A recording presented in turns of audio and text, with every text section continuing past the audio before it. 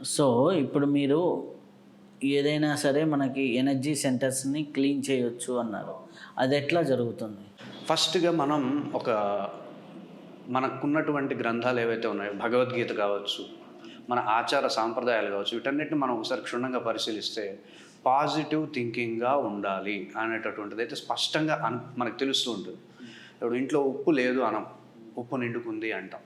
యజ్ఞోపవీతం తెగింది అనం, యజ్ఞోపవీతం సాగింది అంటాం.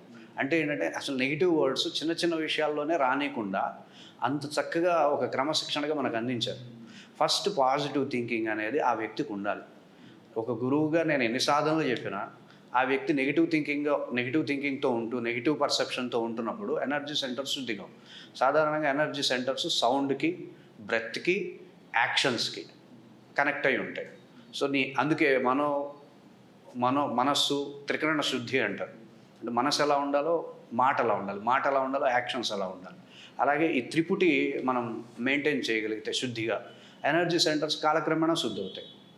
ముందు అసలు పాజిటివ్ థింకింగ్గా ఉండడం, పాజిటివ్గా మాట్లాడడం, లో మైండ్లో వెళ్ళిపోయి మాట్లాడడం, ఇవన్నీ తగ్గించుకొని కొంచెం ఎనర్జీస్ని చక్కగా అర్థం చేసుకొని కనుక అటువంటి జీవన విధానాన్ని అలవాటు పడితే వాళ్ళకి ఆ విధమైనటువంటి అవగాహన మేము అందిస్తాం ముందు ప్రోగ్రామ్స్లో.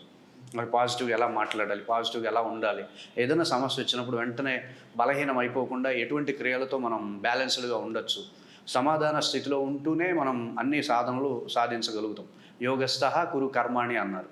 నువ్వు యోగస్థుడివై కర్మల్ని ఆచరించు అన్నారు. కాబట్టి ఆ బ్యాలెన్స్డ్ స్టేట్ని పొందడం కోసం ఎటువంటి క్రియలు చేయాలి, పాజిటివ్గా ఉండడం కోసం ఎటువంటి క్రియలు చేయాలి, అట్లా బేసిక్ సాధనలు మనం ముందు అందించి ఆ తర్వాత అడ్వాన్స్డ్ ప్రోగ్రామ్స్కి వెళ్తాం. అయితే మనకి ఈ చక్ర శుద్ధి ప్రక్రియ అనేది జరక్క ముందర మనిషిలో జరిగిన తర్వాత ఎలా చేంజెస్ ఉంటాయి? దాన్ని కుండలిని శుద్ధి అంటాం. మొత్తం ఎనర్జీ సెంటర్స్ వ్యవస్థ మొత్తాన్ని కుండలిని అంటాం. సప్త కుండలిని వ్యవస్థని శుద్ధి చేసుకున్నటువంటి సాధకుడు ప్యూర్ కాన్షియస్లో ఉంటాడు. అంటే తన యొక్క మనసు కావచ్చు, బుద్ధి కావచ్చు, ఆలోచనలు కావచ్చు, యాక్షన్స్ కావచ్చు, తన యొక్క సంకల్పాలన్నీ కూడా ఈ లోకాన్ని ఉద్ధరించాలి, ఈ సమాజాన్ని ఉద్ధరించాలి, ఈ జగత్తును ఉద్ధరించాలన్న కోణంలో అతని యొక్క సంకల్పాలు జనిస్తూ ఉంటాయి. ఎవరికైతే కుండలిని శుద్ధి కాదో స్వార్థపరమైనటువంటి, మోహపూరితమైనటువంటి, కామపూరితమైనటువంటి, లోభపూరితమైనటువంటి సంకల్పాలని, లో ఎనర్జీస్కి సంబంధించినటువంటి అంశాలతో అతను ఉంటాడు. మనకి ఊర్ధ్వం గచ్చంతి సత్వస్థాహ మధ్యే తిష్టంతి రాజసాహ జగన్య గుణవృత్తిస్థాహ అదో గచ్చంతి తామసాహ అని చెప్పి భగవద్గీతలో చెప్తారు. ఈ విధంగా శుద్ధి లేకపోతే కొన్ని ఎనర్జీసు అక్కడే ఉండడంతో ప్రమాదకరమైనటువంటి ఆలోచన విధానం కలిగి ఉంటుంది. అంటే తను తానే హింసించుకునేటట్టుగా, తను తానే నిందించుకునేటటువంటి ఆలోచన విధానం కలిగి ఉంటుంది. కొంతమందికి మధ్య తిష్టంతి రాజసహ రజోగుణం వాళ్ళకి ఏంటంటే ఎనర్జీస్ అక్కడే బ్లాక్ అయిపోయినటువంటి స్థితిని వాళ్ళు ఎక్స్పీరియన్స్ చేస్తారు. జగన్య గుణ వృత్తిస్థ అదో గచ్చంతి తామసహ ఇంకా లో ఎనర్జీస్ వాళ్ళ వైపు వెళ్ళిపోతారని చెప్పి మనకు భగవద్గీత కూడా ప్రమాణంగా చెప్తుంది. సో ఈ కుండలిని శుద్ధి అనేది ముందు ఇంపార్టెంట్ అయినటువంటి ఒక ప్రకరణం, ఒక ప్రహసనం.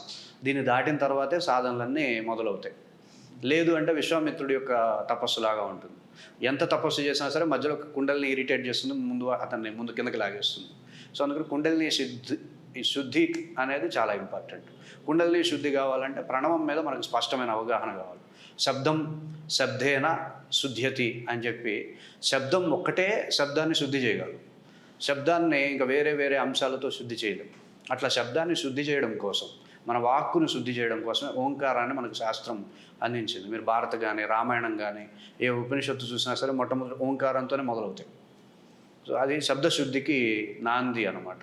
సో అట్లా ఓంకారంతో ముందుగా కుండలిని వ్యవస్థను శుద్ధి చేసుకోవడం, ఎనర్జీస్ని శుద్ధి చేసుకోవడం, ఇట్లాంటి సాధనలు అందరూ చేయొచ్చు. దానికి ఏ విధమైనటువంటి నియమాలు కానీ రూల్స్ కానీ ఉండవు. జస్ట్ ప్రక్రియా విధానం తెలుసుకుంటే సరిపోతుంది. అయితే ఇప్పుడు మీరు ఈ యొక్క సౌండ్ ద్వారా శుద్ధి అన్నారు. ఇందనక వచ్చేసి బ్రెత్ ద్వారా కూడా మనం శుద్ధి చేయొచ్చు అన్న. బ్రెత్ ద్వారా ఎలా చేయొచ్చు? శ్వాస అనేది ఒక సముద్రం లాంటి సబ్జెక్ట్. దాన్ని ఎంత పెద్ద యోగి అయినా సరే, ఎంత పెద్ద మహర్షి అయినా సరే, ఎంత నేర్చుకున్నా శ్వాస అంటే ఒక నీటి బొట్టుతో మనం అనుకోవచ్చు. శ్వాసనే స్వరం అని పిలుస్తారు ముద్దుగా, శ్వాసనే హంస అని పిలుస్తారు ఇంకా గొప్పగా, శ్వాసనే ప్రాణం అని పిలుస్తారు, శ్వాసనే అన్ని రకాల ముద్దు పేర్లతో యోగులు పిలుచుకుంటూ ఉంటారు. మీరు రామ, హరి అనేటటువంటి నామోచ్చారణ కూడా శ్వాస ప్రధానంగా ఉంటుంది. రామ రామ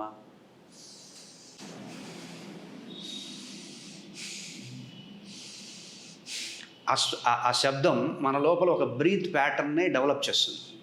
రామనామం కావచ్చు, హరినామం కావచ్చు, కృష్ణనామం కావచ్చు. ఎప్పుడైతే ఈ నామం బీజాక్షరాలతో ఉంటుంది, అన్ని నామాలు మళ్ళీ బ్రీత్ ప్యాటర్న్ని క్రియేట్ చేయవు. ఒక స్పెషల్ బ్రీత్ ప్యాటర్న్ని ఈ నామం క్రియేట్ చేయడంతో ఆ నామం, ఆ బ్రీత్ ప్యాటర్న్ ద్వారా మన శరీరంలో ఉండేటటువంటి రుగ్మతలన్నింటినీ హీల్ చేసుకునేటటువంటి విధానం మీద నేను కొంత రీసెర్చ్ చేశాను. మనకి 54 రకాల బ్రీత్ ప్యాటర్న్స్ ఉంటాయి. ఒక్కొక్క బ్రీత్ ప్యాటర్న్ ఒక్కొక్క ఎనర్జీ సెంటర్స్ని శుద్ధి చేయగలదు, ఎనర్గైజ్ చేయగలదు, యాక్టివేట్ చేయగలదు, అన్బ్లాక్ చేయగలదు. కానీ ఒక పద్ధతి ప్రకారం చేసుకుంటూ వెళ్ళాలి. ఎలా పడితే అలా, ఏ శ్వాస పడితే ఆ శ్వాస అట్లా చేయకుండా కొంచెం అనుభవజ్ఞులైనటువంటి వాళ్ళ మార్గనిర్దేశం తీసుకుంటూ చేసుకుంటే ఈ 54 బ్రీత్ ప్యాటర్న్స్తో అన్ని రోగాలను తగ్గించుకోవచ్చు. శ్వాస అంత అమూల్యమైనది. ఇప్పుడు శబ్దానికి శ్వాసని మనం పోటీ పెడితే శబ్దం స్థాయిలో ఒక శివలింగంలాగా అలా వెళ్తూ ఉంటుంది, దాని ఆది అంతం మనకు తెలియదు. అలాగే శ్వాసను పోటీ పెట్టామంటే అది ఒక విష్ణుమూర్తిలాగా, దానికి ఆది అంతం ఉండదు. ఈ రెండు అద్భుతమైనటువంటి ఎనర్జీస్. కొంతమంది శబ్దంతో మోక్షం పొందిన వాళ్ళు ఉంటారు. సాధకులు, కర్మయోగులు, ఇట్లాంటి సాధకులు ఏంటంటే శ్వాసతో మోక్షం పొందిన వాళ్ళు ఉంటారు. ఈ రెండింటి యొక్క సమన్వయం మానవుడికి చాలా ఉత్తమమైనటువంటి స్థితులను ఇస్తుందనే క్రియాయోగంలో శబ్దంతో కూడినటువంటి శ్వాస సమన్వయం ఉంటుంది. లం అదొక బ్రీత్ ప్యాటర్న్, వం అదొక బ్రీత్ ప్యాటర్న్, రం అదొక బ్రీత్ ప్యాటర్న్, యం ఇదొక బ్రీత్ ప్యాటర్న్, హం ఇదొక బ్రీత్ ప్యాటర్న్, ఓం ఇదొక బ్రీత్ ప్యాటర్న్. ఒక్కొక్క ఎనర్జీ సెంటర్స్కి ఆ శబ్దం యొక్క బీజాక్షరం తగులుతున్న కొద్దీ అక్కడ శ్వాస అలా పుట్టి అలా జనరేట్ అయి వస్తూ ఉంటుంది. దాన్ని అనుభవించకుండా, దాన్ని అనుభవిస్తేనే దానిలో ఉండే సుఖం అర్థమవుతుంది. సో ఇప్పుడు మీరు అన్నారు మంత్రం ద్వారా కూడా జరుగుతుంది అనేసి, ఇప్పుడు బీజాక్షర మంత్రాలతో. అలాగే కొన్నిసార్లు యంత్రం ద్వారా కూడా జరుగుతుంది. యంత్ర ప్రక్రియ అంటే ఎట్లా ఉంటుంది? యంత్ర ప్రక్రియ అనేది పూర్తిగా ఉపాసనా విధానం తెలియాలి. ఆ సాధకుడు పూర్తిగా దాని యందు మాస్టర్ అయి ఉండాలి. గురువుల యొక్క బోధ తీసుకొని వెళ్ళేటటువంటి వ్యవస్థ అతనికి ఉండకూడదు. స్వయంగా తనకి స్వచ్ఛందంగా ఆ వ్యవస్థ పైన పట్టు ఉండాలి. మాస్టర్ అవ్వడానికి కొన్ని సంవత్సరాలు పడుతుంది. సో యంత్ర సాధనలు, తాంత్రిక సాధనలు అనేవి ఆ వ్యక్తి యొక్క జీవితాన్ని మొత్తాన్ని దానికి త్యాగం చేసి చేయాల్సి ఉంటుంది. సామాన్యులు యంత్ర సాధన కంటే మంత్ర సాధన బెస్ట్. ఇంకా మంత్ర సాధన కంటే శ్వాసపరమైన సాధన చాలా ఉత్తమం. ఎందుకంటే యంత్రమైనా, మంత్రమైనా, ఏ శబ్దమైనా సరే శ్వాస నుండే బయటకు వస్తుంది. శ్వాస విధానం, శ్వాసే అవుట్పుట్ అన్నిటికీ. సో శ్వాసను పట్టుకుంటే, అందుకే పెద్ద వాళ్ళందరూ శ్వాసే ముక్తి మార్గము, శ్వాసను పట్టుకుంటే చాలు కైవల్యము అనేటటువంటి భావజాలం మనం వేమన గారి దగ్గర వింటాము, వీరబ్రహ్మేంద్ర స్వామి వారి దగ్గర వింటాము. చాలామంది పత్రిజీ గారు కూడా, లేటెస్ట్ పత్రిజీ గారు కూడా అదే విధానం చెప్తారు. శ్వాస ఈజ్ ఇంపార్టెంట్. శ్వాస చాలు, శ్వాసతో ముందుకెళ్ళిపోవచ్చు మనం.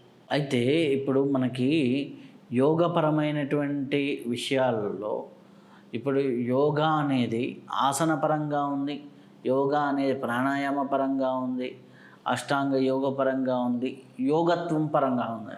ఓకే, ఈ డిఫరెన్సెస్ ఏంది? ఆసనాలకి, ప్రాణాయామానికి, యోగత్వానికి ఈ డిఫరెన్స్ని మీరు ఎట్లా చెప్పగలుగుతారు? మొట్టమొదట మనం శాస్త్రాన్ని కనుక పరిశీలించినట్లయితే, మొట్టమొదట యోగం అనే శబ్దం కపిలుడు అనేటటువంటి ఒక ముని మనకి యోగ శబ్దాన్ని పరిచయం చేశారు. ఆ తర్వాత పతంజలి గారు మనకి పరిచయం చేశారు. వీళ్ళందరికంటే ముందు యోగ శబ్దాన్ని శ్రీకృష్ణ పరమాత్మల వారు పరిచయం చేశారు. యోగ శబ్దం యొక్క వ్యుత్పత్తి అర్థం ఏంటంటే కలయిక అని అర్థం. కలయిక ఏదైనా అయి ఉండొచ్చు. సో ఇప్పుడు ఆసనము అంటున్నాము. ప్రజెన్స్తో నీ యొక్క భంగిమ, నీ యొక్క బాహ్యమైనటువంటి యాక్షన్ కనెక్ట్ అయితే అది ఆసనం, అసభువి అనేటటువంటి అంశం అనమాట. అంటే పోశ్చర్, సుఖస్థిరం ఆసనం అంటాం. సుఖము అనేది మానసికమైనటువంటి స్థితి, స్థిరము అనేది భౌతికము, యాక్షన్కి సంబంధించిన రెండింటినీ పోలుస్తూ చెప్తున్నది. దాన్ని ఆసనం అంటారు. నీ యొక్క స్థిరత్వము అక్కడ ఉండాలి, అలాగని చెప్పి డిస్కంఫర్ట్ ఉండకూడదు, సుఖంగానూ ఉండాలి. దాన్ని ఆసనం అంటారు. సో ఈ యోగా అనేది అనేక రకాల కలయికలు. సాధకుడు పెరుగుతున్న కొద్దీ ముందు మనస్సుని, దేహాన్ని కలపాలి, అక్కడ ఒక యోగా. అలాగే తర్వాత బుద్ధిని, మనస్సుని కలపాలి, అక్కడ ఒక యోగా. అలాగే ఆత్మని, బుద్ధిని కలపాలి, అక్కడొక యోగా. అలాగే విశ్వ చైతన్యాన్ని, తన యొక్క ఆత్మని కలపాలి, అక్కడొక యోగా. అలాగే జ్ఞానాన్ని, విశ్వ చైతన్యాన్ని కలపాలి, అదొక యోగా. పరమాత్మని, ఆత్మని కలపాలి, అదొక యోగా. అంటే యోగా అంటే కలయిక. జస్ట్ అంటే అది ఏ స్థాయిలో తను సిద్ధించుకుంటున్నాడు అన్న దాన్ని బట్టి ఆ స్థాయి యోగిగా తను ఉంటాడు.